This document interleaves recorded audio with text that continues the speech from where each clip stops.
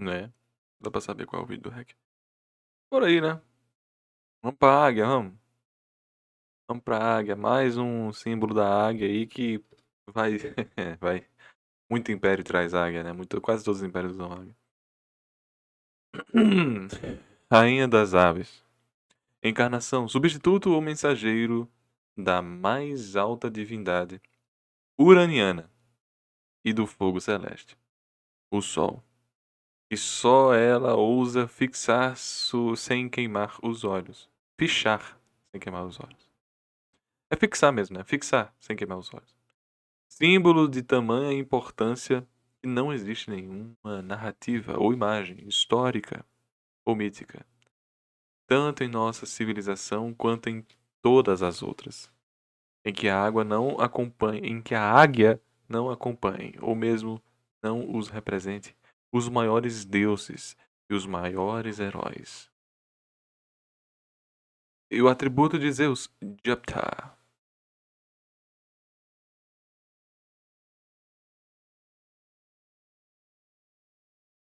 Vai falar do Benfica? Mano, muito foda. Vamos falar do Benfica, pô.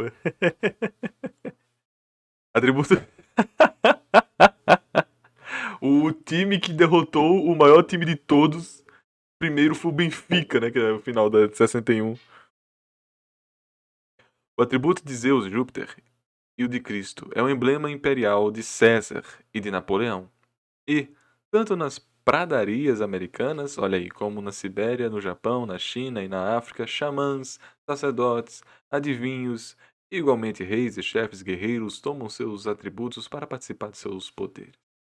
A águia é, também, o símbolo primitivo e coletivo do pai e todas as figuras da paternidade. Mas essa universalidade de uma imagem nada diminui a riqueza e complexidade do símbolo por ela subtendido. Procuremos desenvolvê-lo por meio de aproximações de exemplos colhidos em fontes diversas. Rainha das aves, a águia coroa o simbolismo geral das aves, que é o dos estados espirituais superiores e, portanto, o dos anjos. Acrobata. Temos o segundo acrobata aqui, hein? O segundo dos anjos, conforme a tradição bíblica tantas vezes atesta. Todos os quatro tinham faces de águia. As suas asas abriam-se para cima. Cada qual tinha duas asas que se tocavam e duas que cobriam o corpo. Todos moviam-se diretamente para a frente, seguindo a direção em que o Espírito os conduzia. Ezequiel. Essas imagens são uma expressão de transcendência. Nada se lhe assemelha, mesmo que se multiplicassem os mais nobres atributos da águia. E no Apocalipse, o quarto animal era semelhante a uma águia voando. Dionísio, cognominado o Areopagita. Porra, porra. Dionísio, cognominado o Areopagita. Ixi, Maria. Quem quer essa alcunha aí pra vocês, hein? Quem quer essa alcunha pra vocês? O Areopagita. Bizarro, hein? Peraí, Aero, né? Aeropagita. É Ario mesmo, é Aero, não é Areopagita.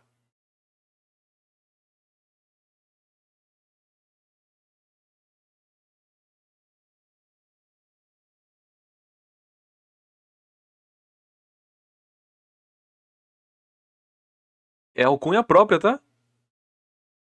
Olha aí, uma autonomazia só dele, viu? Damn, damn.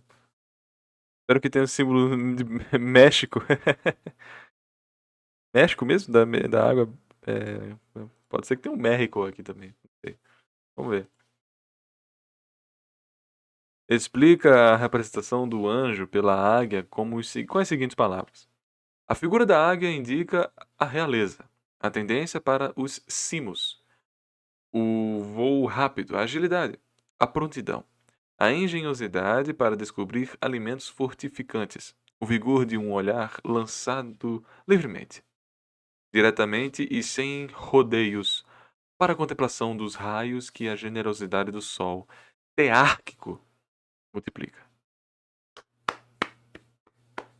Teárquico. É o sol teárquico, que bizarro, né? Um dia chega na Morena assim, Morena, você é teárquica. A águia a fixar o sol é também o símbolo da percepção direta da luz intelectiva. A águia olha o sol bem de frente, sem temor. Escreveu Angelus Silesius. E tu, o esplendor eterno, se teu coração for puro. Caramba. Símbolo de contemplação. Dai o atributo da água e São João ao seu evangelho. Dá um coconut. Identificada ao Cristo em certas obras da arte da Idade Moderna, Idade Média, desculpa, exprime a um só tempo sua ascensão e sua realeza. Esta segunda interpretação é uma transposição do símbolo romano do Império. Sim, sim. Símbolo que será também o de Santo do Sacro Império? Peraí. Do Santo Império. Do Santo Império Medieval. Os salmos, enfim, fazem dela um símbolo de regeneração espiritual, como a fênix, olha aí. Ave solar. A águia é o substituto do sol na mitologia asiática e norte-asiática. O mesmo ocorre nas mitologias ameríndias. Olha aí dos ameríndios, vamos falar dos americanos mesmo. Querendo ou não, os ameríndios também são mexicanos, né? Também tem a águia. Principalmente entre os índios das pradarias. Compreende-se facilmente que a pluma da águia e o apito feito com osso de águia sejam indispensáveis para aqueles que devem enfrentar a prova da dança que olha o sol. Encontra-se a mesma identificação entre os astecas, México, e também no Japão. Kami, cujo mensageiro ou suporte é uma águia denominada Águia do Sol.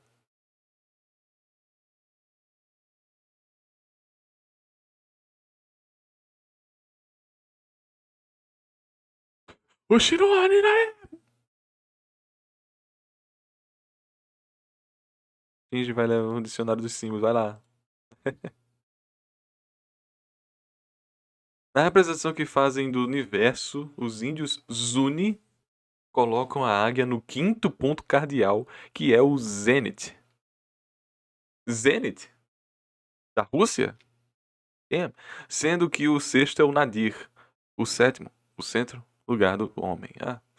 Isso significa que a colocam no eixo do mundo, aproximando-se assim da crença dos gregos, para os quais as águias, enviadas por Zeus, partiam da extremidade do mundo e se detinham na vertical do Ônfalo dos Delfos. Caramba!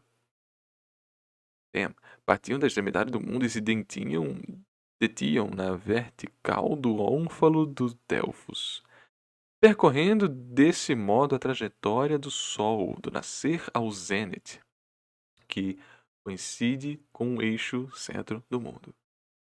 Ao ocupar também o lugar de divindade suprema uraniana, a águia, tanto no panteão índio como junto de Zeus, é considerada senhora do raio e do trovão. Suas asas abertas, comenta Alexander,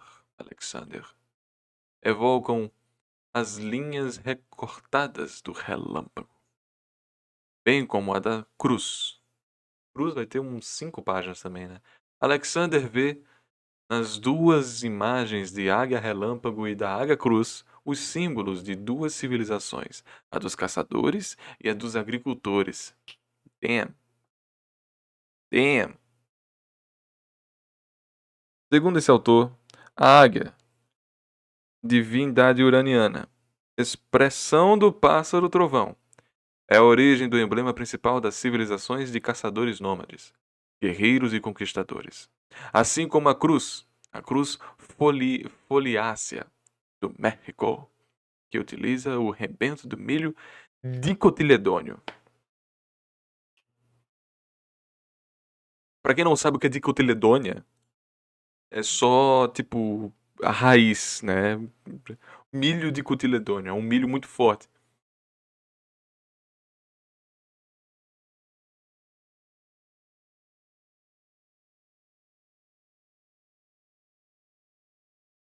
É o principal emblema da civilização agrária.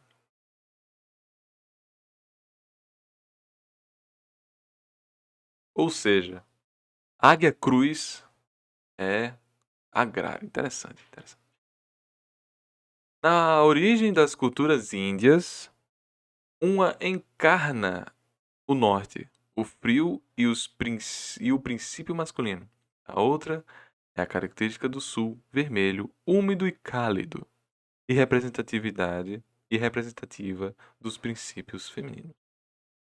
Nesse ponto, é preciso não esquecer, em função do que foi dito antes, que norte é Zenith e sul é Nadir, relacionando-se como diante e acima, atrás e baixo. Mas, com o passar do tempo, unindo-se as duas civilizações, esses dois símbolos originalmente antagônicos sobrepõem-se e confundem-se. É singular que a cruz de forma geométrica simples de tipo romano se tenha tornado, no final, mesmo para os peles vermelhas das planícies, o símbolo do falcão, ou da águia de asas estendidas, como também a da dicotiledônia, dos rebentos do milho brotarem da terra, e que isso haja sucedido de maneira autóctone. Autóctone. É simultânea, né? Autóctone, simultânea. Sem qualquer influência europeia. De modo geral, o pássaro trovão, a águia de Ashur e de Zeus, à medida que o tempo passa e que as culturas se misturam, torna-se também senhor da fertilidade e da terra, simbolizada pela cruz. Ou seja, com o tempo, juntou tudo. Poder-se-ia, é a quarta vez que eles usam a mesóclise de poder-se-ia. Poder-se-ia dizer que, na união dessas duas etapas culturais, forças uranianas e ictorianas chegaram a se equilibrar? O estudo da iconografia feudal no Ocidente tenderia a confirmar essa hipótese, dada a frequência aproximação ou confronto da águia com o leão. E o mesmo ocorre quando se evocam os astecas, entre os quais duas grandes confrarias guerreiras eram as dos Cavaleiros Águias e os Cavaleiros Jaguares. Verdade, verdade. Eu lembro dos astecas, tem os Cavaleiros Jaguares. Ainda entre os astecas, o coração dos guerreiros sacrificados serviam de alimento para a águia solar. Olha só, eram chamados de homens da águia. O valor simbólico dos guerreiros mortos em combate e dos homens sacrificados à águia solar é o mesmo. Alimentam o sol e acompanham-no em seu percurso. Essa associação simbólica da águia e do jaguar encontra-se novamente na descrição do trono solene do imperador asteca. Sentava-se sobre uma pluma da águia, recostado numa pele de jaguar. Poder-se, quinta vez, citar ainda inúmeros outros exemplos dessa associação águia-jaguar que se encontram entre os índios das duas Américas. Outra das expressões da dualidade céu-terra. Eu adoro que água-jaguar, né? Vamos mudar um pouco pra galo e raposa? Botar ali no interior de Minas. Bah, meu, Mineirão vai ter jogo daqui a pouco, né, mano? Lá nos Aztecas é água jogada. A gente é galo que nem voa direito e raposa que é mirrado.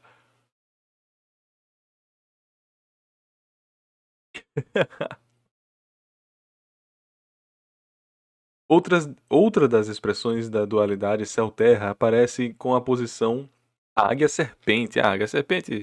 Águia-serpente toda hora. Mencionadas nos Vedas. Com o pássaro mítico Garuda. Olha aí, ó. Olha aí. Que é originariamente, uma águia. Pássaro solar. Brilhante como fogo. Montaria de Vishnu. Vishnu, traduziram Vishnu para Vishemnu, né? Vishnu, que é ele próprio, a natureza solar. Garuda é Nagari, inimigo das serpentes, ou Nagantaka, destruidor de serpentes. Quem Quem leu One Piece aí, ó? Quem pegou One Piece aí? Quando o Luffy dá o golpezão. Quando o Luffy dá o golpe. O último golpe do Luffy antes do Gear. O nome dele é Garuda. Pra matar a serpente chamada Kaido, meu irmão. É isso aí, porra. É isso aí, porra. A dualidade da águia e da serpente significa universalmente o mesmo do que do céu e da terra. Ou a luta dos anjos contra os demônios. Caralho, coitada da cobra, bicho. No Camboja, Garuda é o emblema dos soberanos da raça solar. E Naja, o dos soberanos de raça lunar. Garuda é também a palavra alada, o triplo Veda, um símbolo do verbo, ou seja, o mesmo que a águia representa na iconografia cristã. Garuda é, ainda, símbolo de força, de coragem, de penetração, o mesmo ocorrendo com a águia, em virtude da acuidade da sua visão. Dotada dessa força solar e uraniana, que a potência com que levanta voo evidencia, a águia torna-se, em decorrência disso, o pássaro tutelar, o iniciador, o psicopompo. Peraí, pô. Peraí, pô. Psicopompo. Pompo é de pomposo, né? Você tá pomposidade. Psicopompo é o primoroso psíquico pomposo. É o que compõe a beleza do psíquico. Ou o naipe, né? De elegância.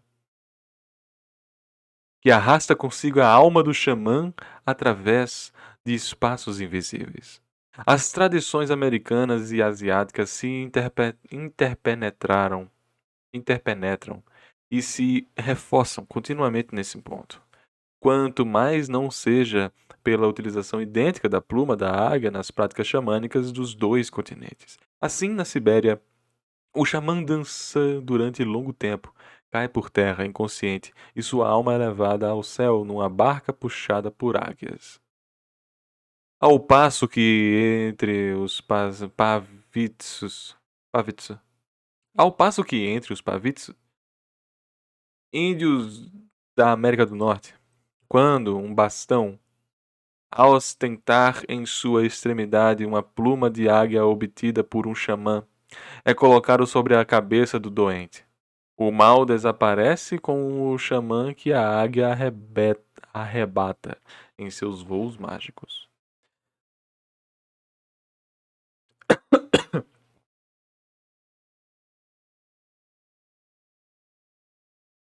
Na mesma área cultural, certa crença fundamental afirma que uma águia deve estar pousada no cimo da árvore cósmica para velar, servindo de remédio contra todos os males contidos em seus ramos. No papel de iniciador e psicopompo, é também a grande águia que salva o herói Toshituk, ou Toshitik, né? Que é o trema no U. Toshtik, do mundo de baixo. E é para elevá-lo ao mundo do alto. Somente ela é capaz de voar de um mundo para outro. Por 2 vezes ela engole o herói moribundo para lhe refazer o corpo em seu ventre, Vore, antes de restituí-lo à luz do dia. Imagens igualmente iniciáticas que revelam um poder de regeneração pela absorção. A águia aparece numa narrativa apócrifa. Damn. Galesa. Ancestrais do mundo. Esse texto corresponde à narrativa irlandesa de Tuam Mac Cairill e uma passagem do Mabinogi e Kulvisk e Olmen. A águia é um desses animais primordiais iniciadores, tal como o melro, o mocho, o cervo e o salmão. Dela não se conhece nenhuma outra aparição na mitologia celta, salvo a metamorfose de Leo em águia. no momento em que acaba de ser morto pelo amante de sua mulher adúltera, Blodeuwedd, no Mabinogi de Math. Aparece também, com bastante frequência, na numismática galesa. Aí vocês me pegaram. O que é numismática? Numismática. Numismática é o estudo sob o ponto de vista histórico, artístico e econômico das cédulas, moedas e medalhas. Muito embora o termo também seja empregado como sinônimo ao colecionismo desses itens. Numismática galesa, ou seja, nos dinheiros.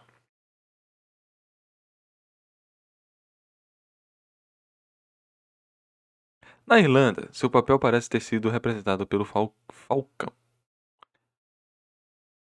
Encontramos a imagem arquetípica.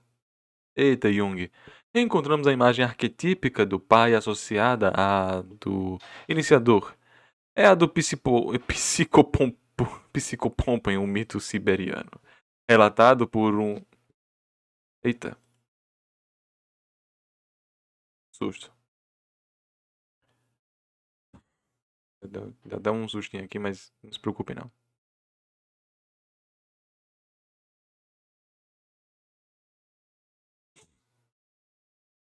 Vamos lá.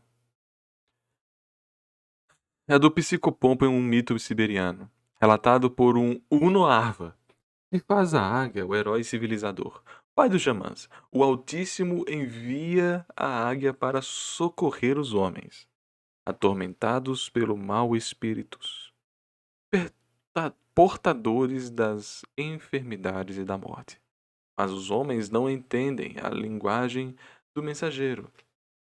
Deus, então, ordena-lhe dar aos homens o dom do xamanizar, embruxar, exorcizar. A águia torna a descer à terra e emprenha uma mulher. Dá a luz ao primeiro xamã. Vixe Maria. Que poeta, que poeta.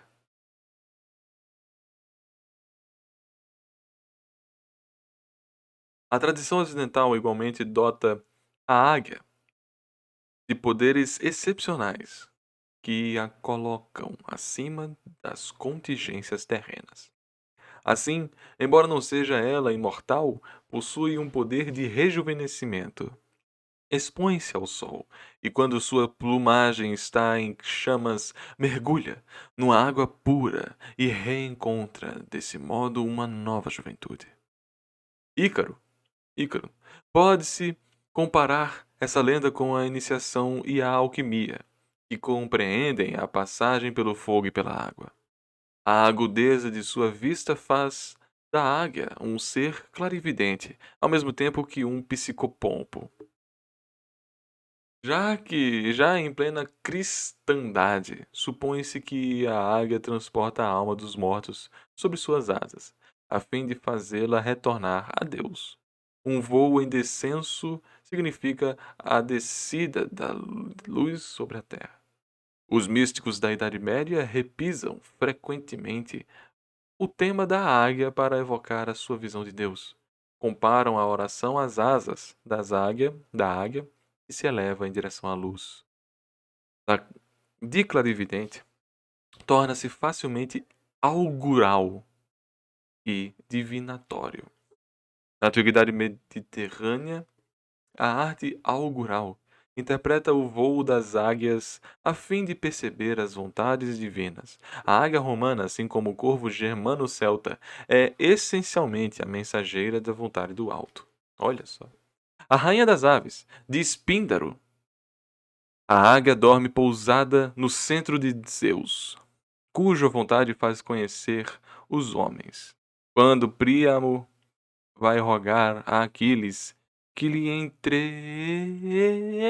entregue o cadáver de Heitor, faz antes de partir uma libação a Zeus. Envia-me teu pássaro, rápido mensageiro, pássaro que tem, dentre todos, a tua predileção, e que possui a força suprema. surge do lado direito num vôo impetuoso sobre a cidade. Ao vê-lo, todos se regozijam, com os corações a se desfazerem de alegria. Ilíada. Quando a águia surge à esquerda, é, ao contrário, sinal de mau augúrio. Viu, guys? Quando a águia surge da esquerda. Quando a águia surge da esquerda, é ao contrário. É sinal de augúrio. E aqui tornamos a encontrar a simbólica da direita e da esquerda. Cuidado, cuidado, que aqui é pisar em ovos, viu, guys? Cuidado.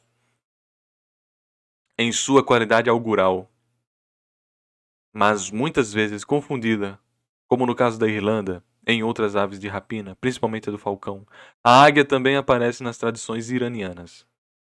Já na época dos Medas e dos persas, simbolizava a vitória. Segundo Xenofonte, Ciropédia, quando o exército de Ciro acorreram em socorro do rei de Medas, se acharam que estava guerreando contra os assírios, uma águia sobrevoou o exército iraniano. E isso foi considerado um feliz presságio. Até mesmo Esquilo, é o nome do cara, Esquilo. Beleza. Até mesmo Esquilo, tem um acento, tá, gente? Tem que respeitar o maluco. Até mesmo Esquilo imaginava que a derrota dos persas, ao se confrontarem com os gregos, tivesse sido anunciada a Atossa, quando este, em sonho, viu uma águia a perseguir um falcão. Heródoto narra que Dário e os 7 notáveis do Irã, no momento em que hesitavam no ataque ao palácio de Gaumata, Alma é outro, Gaumata, o rei usurpador da Pérsia, viram 7 casais de falcões perseguirem 2 casais de abutres e arrancarem-lhe as plumas. Isso foi considerado de bom augúrio para o êxito de seus desígnios. E eles partiram ao assalto do palácio. O estandarte do Irã, Aquemênida, ostentava uma águia dourada com as asas estendidas, pousadas na ponta de uma lança, simbolizando o poderio e as vitórias dos persas nas guerras. Furdowsi menciona também, em seu Shahnameh, Livro dos Reis, a bandeira do Irã antigo, sobre o qual figurava uma águia. É particularmente a noção de Varana, poder divino da luz, da glória, do masdeísmo. Masdeísmo é bizarro, tá? Masdeísmo é muito forte. Que se encontra ligada a um símbolo. Na Avesta, Zamiad-Yasht, é muito difícil da pessoa decorar. Zamiad-Yasht. O Varana foi simbolizado por uma águia e por um falcão. Quando o lendário rei do Irã, Jamshid, o primeiro rei do mundo, segundo esse livro, que é o livro de Ferdowning, que se chama Shahnameh, proferiu uma mentira. O Varana que nele habitava abandonou-o de modo aparente, sobre a forma de uma ave. Varagna, falcão. De pronto, viu-se o rei despojado de todas as suas faculdades prodigiosas. Foi vencido por seus inimigos e perdeu o trono.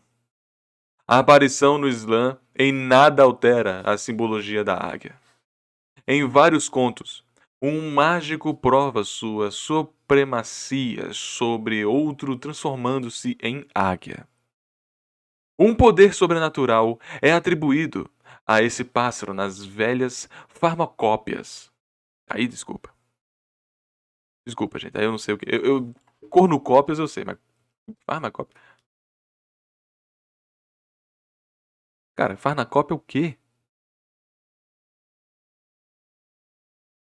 É de remédio? Farmacópia é um conjunto de informações técnicas que representam a nomenclatura das substâncias, dos medicamentos básicos, requisitos e qualidades. Ah, tá, beleza.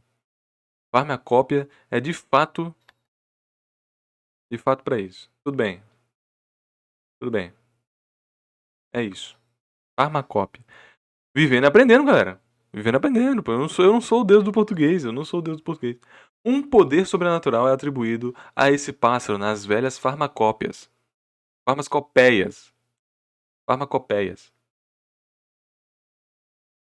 Que prescrevem beber sangue de águia a fim de se adquirir vigor e bravura.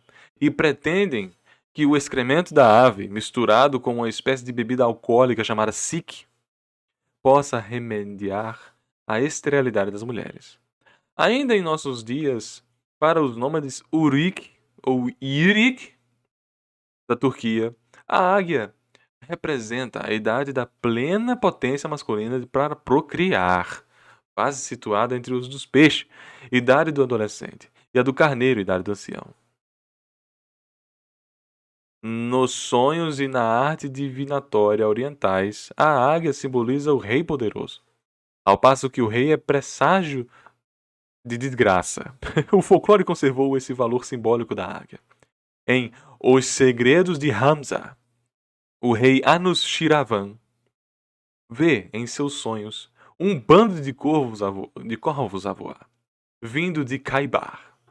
Aquele que encabeça o bando apodera-se de sua coroa. Nesse instante, 3 águias reais, vindo da direção da Meca, olha só, de Meca no caso, né? Arremessam-se sobre os corvos, retomando a coroa e devolvendo-a a Choroés.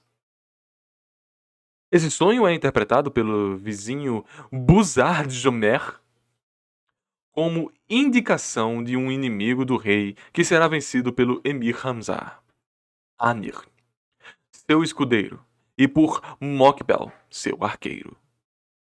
A qualificação de águia real é empregada várias vezes para designar esses 3 personagens, que também são denominados de Sahebgaran, os senhores da época, aqueles que alcançavam a vitória contra os infiéis, e por isso são comparados às águias. A águia desastrosa. Como todo símbolo, a águia possui também um aspecto noturno, maléfico ou desastroso. É o exagero de sua coragem e a perversão de sua forma, o descomedimento de sua própria exaltação, desculpa. Tá terminando a águia, gente. O dualismo dos símbolos é encontrado também entre os índios Pawnee. A Fletcher observou que entre eles a águia parda, fêmea, se associa à noite, à lua, ao norte, à mãe primordial, capturada, generosa e terrível, enquanto a águia branca, macho, é associada ao contrário, ao dia, o sol, o sul, o pai primordial, cuja figura pode igualmente tornar-se denominadora e tirânica. No mundo dos sonhos, a águia, como o leão, é um animal real, por excelência, que encarna pensamentos elevados, cujo significado é quase sempre positivo. Simboliza a emoção brusca e violenta, a paixão consumidora do espírito. Entretanto, por causa de seu caráter de ave de rapina que carrega as vítimas com suas garras para conduzi-las a lugares de onde não podem escapar, a águia simboliza também um desejo de poder inflexível e devorador. Quando aplicada às tradições cristãs, essa mesma inversão de imagens conduz dos cristos ao anticristo. A águia, símbolo de orgulho e opressão, passa a ser, a partir daí, apenas uma rapinente e cruel que rouba com violência. Eita!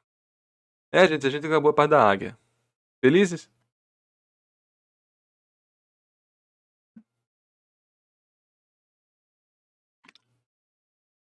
Shalom, shalom, shalom. Eu gostei.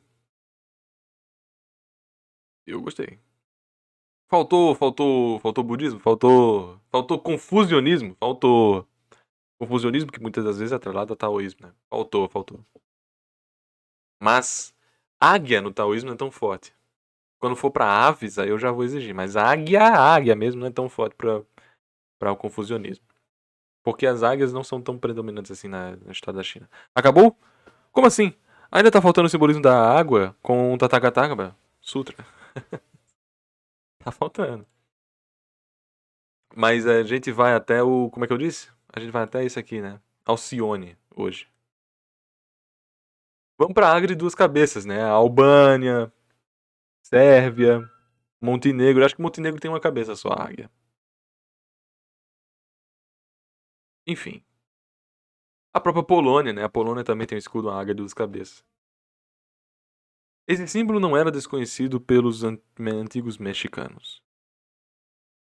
É particularmente representação do Códex Nuttall, onde encarna, sem dúvida, segundo Beyer, uma divindade vegetal, e de fato, apresenta-se acompanhada de plantas e de conchas. Sabe-se que nas antigas civilizações da Ásia Menor, a águia bicéfala era o símbolo de poder supremo. Nas tradições xamânicas da Ásia Central, é frequentemente representada no topo da coluna do mundo, situada nos meios das aldeias. Os Dolganes chamam-na de pássaro senhor e consideram a coluna que jamais se desmorona.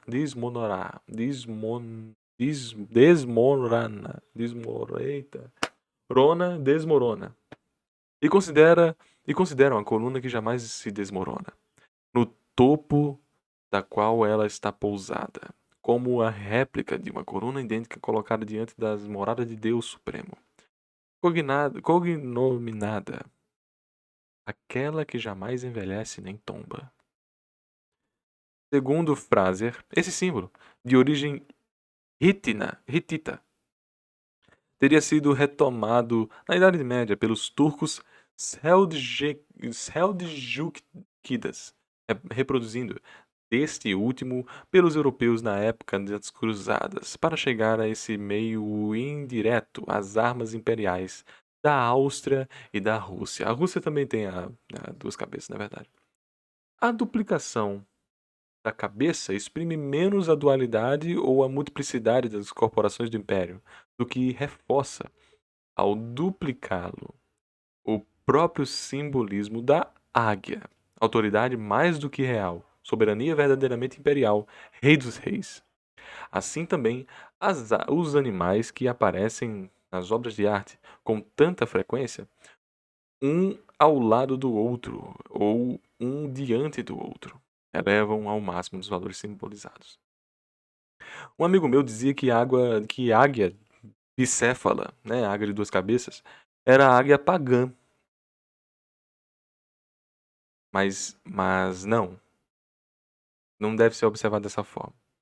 Ele disse que a águia luciferana, porque ela está aqui, né, dita como o ser que nunca desmoronará, né?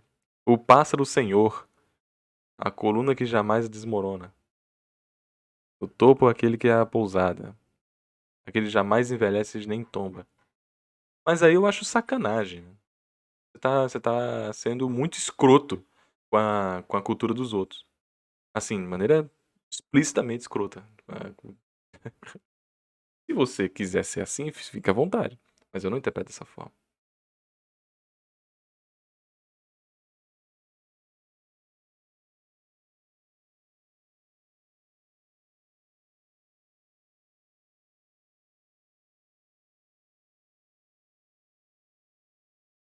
Bom, águia bicéfala tá aí pra quem quiser. Foi um texto breve, né? Porque é assim. E, de acordo com aquele rapaz, é de origem turco-seldjumana. Então seria mais voltado para a Rússia e para a Áustria. Os outros são derivados. Sérvia, Albânia, Polônia, todos eles são derivados desse, que também foi muito utilizado na própria cruzada, depois que foram um resgate à milícia. Né? Tudo bem. Bom dia, Matos. Vamos lá. Aipo. Cara, eu tô curioso aqui. Aipo.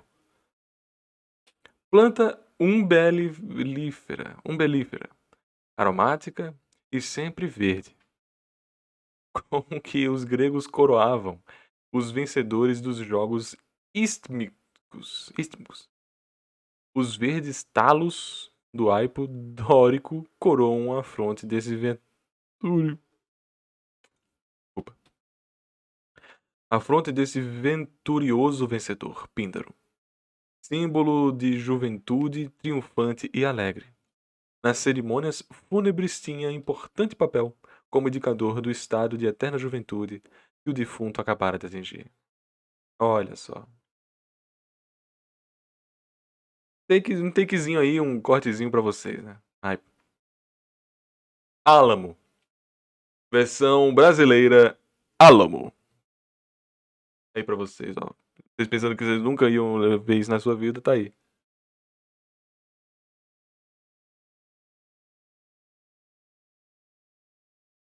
Tinha o Herbert Richards, né? Versão brasileira, Herbert Richards. Aí agora, versão brasileira, Álamo. De acordo com as lendas gregas, Álamo era consagrado a Hércules. Quando o herói desceu aos infernos, ele fez para si uma coroa dos ramos de álamo. O lado das folhas voltado para ele permaneceu claro. O lado voltado para o exterior tomou a cor sombria da fumaça. Daí vem a cor dupla de suas folhas, e é nessa diferença que se funda a simbologia do álamo. Ele significa a dualidade de todo ser. Observação engraçada. Essa árvore que cresce nos terrenos úmidos serve hoje para fabricar fósforos, água e fogo. Nem fodendo. Muito bom, cara. Que irônico, que irônico. De fato, água e fogo, né? E aí fica a questão, aí fica a questão. Bizarro, bizarro. As Helíades, irmãs de Faetonte, que sem autorização confiaram ao irmão a condução de carregarem solar, da carruagem solar, desculpa, foram transportadas. Eita, vou ler tudo de novo. As Helíades, irmãs de Faetonte, que sem autorização confiaram ao irmão a condução da carruagem solar, foram transformadas em álamos.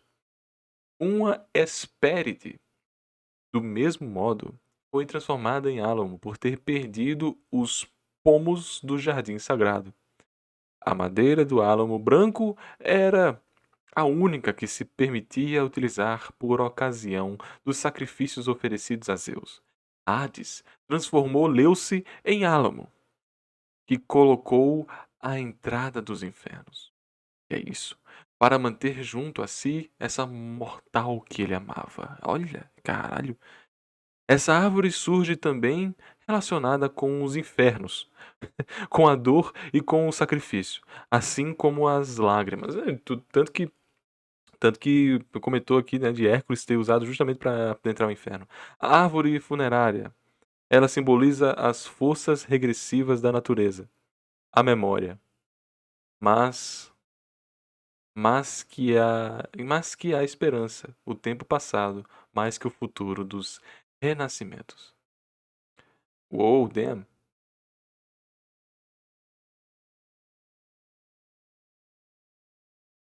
Damn. Gostei, gostei. Eu não estava esperando por essa no do Álamo.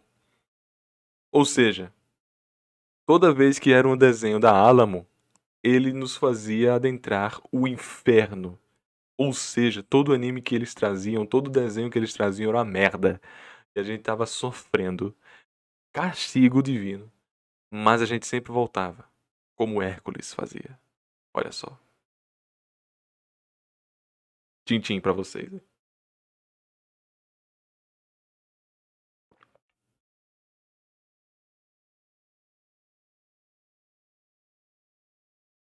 Transformei você.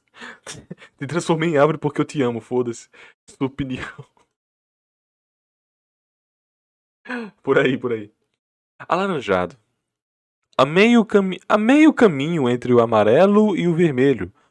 Alaranjado é a mais actínica das cores. Entre o ouro celeste e o vermelho quitônico. Olha aí. Esta cor simboliza, antes de tudo, o ponto de equilíbrio entre o espírito e a libido. Ô louco. Mas se esse equilíbrio tende a se romper num sentido ou noutro, o alaranjado torna-se então a revelação do amor divino ou o emblema da luxúria. Basicamente, basicamente,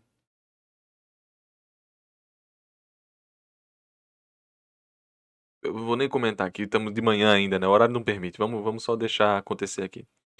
No primeiro caso, é, sem dúvida, a túnica açafroada dos monges budistas e a cruz do veludo laranja dos cavaleiros do Espírito Santo. Lembra do que eu já comentei do açafrão? Lembra? O véu dos noivos, o Flamen, é para Portal o emblema da perpetuidade do casamento e corresponde, no sentido profano, à auriflama do sagrado. O véu que Virgílio dá a Helena é açafroado. As musas, que aparecem em certas versões como as filhas do céu e da terra e cuja importância nos cultos apolíneos é conhecida. Também teria vestes de cor açafrão. A pedra de jacinto, da cor alaranjada, era considerada como símbolo de fidelidade. Buda, 129. Consti- consti- Constituía o emblema de uma das 12 tribos de Israel sobre o peitoral do grande sacerdote de Jerusalém.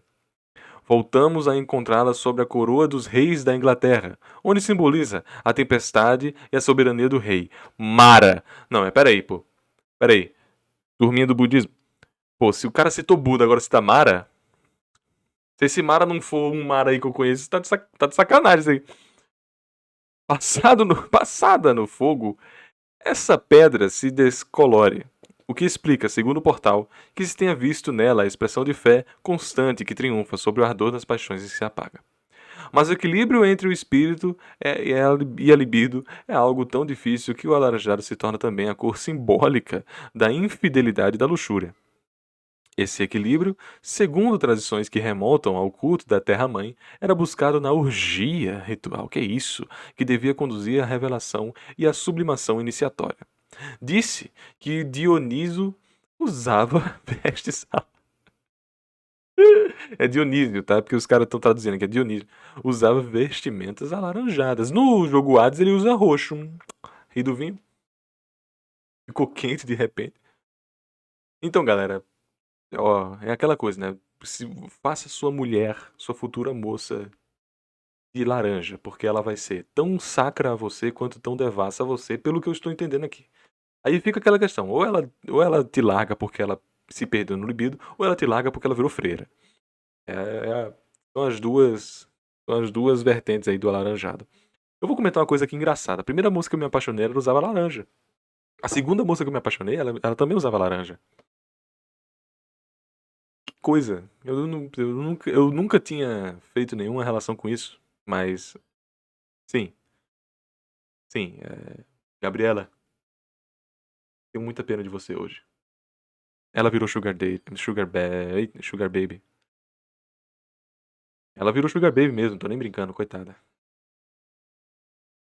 Um dia, um dia você ainda verá o que foi o efeito borboleta pra você. E a segunda eu não vou dizer quem é, porque aí dá treta. Vamos lá. Cara, parando pra pensar. Olha, não, sério, eu tô falando isso aqui de coração, tá? Olha só, eu disse, a primeira paixão que eu tive na minha vida usava laranja. Alaranjado. E a segunda moça que eu me apaixonei também usava laranja. Uma virou biscate e a outra não sai com ninguém.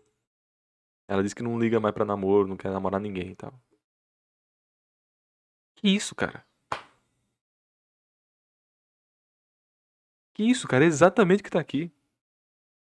Coincidência da. Que coincidência! Vamos deixar nas coincidências. Que isso? Coisa, cara. Que-